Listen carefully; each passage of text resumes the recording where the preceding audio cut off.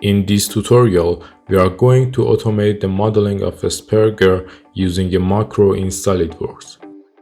We also go over the key design parameters required for designing a spur gear.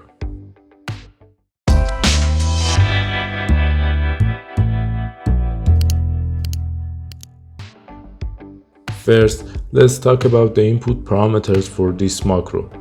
You need to know the pressure angle of the gear. Here, you can see the difference between various pressure angles.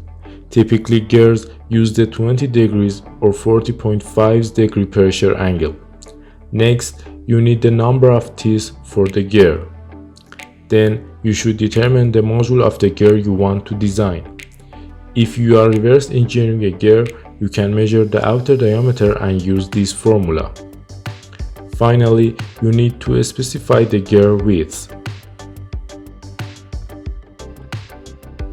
As I explained in previous video, I've already set up this macro and now it's ready to use. I'll click on it and run the macro. First, we enter the pressure angle. Next, we input the module of the gear. Then we specify the number of teeth.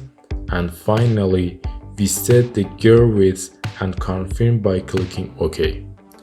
Now, let's watch the gear being generated automatically.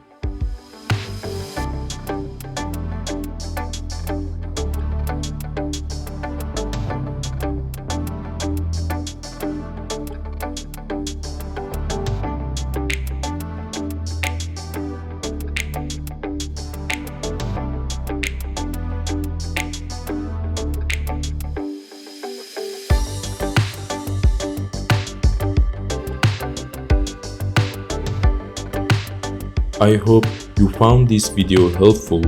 Don't forget to like the video and subscribe to the channel. If you have any question, feel free to leave a comment.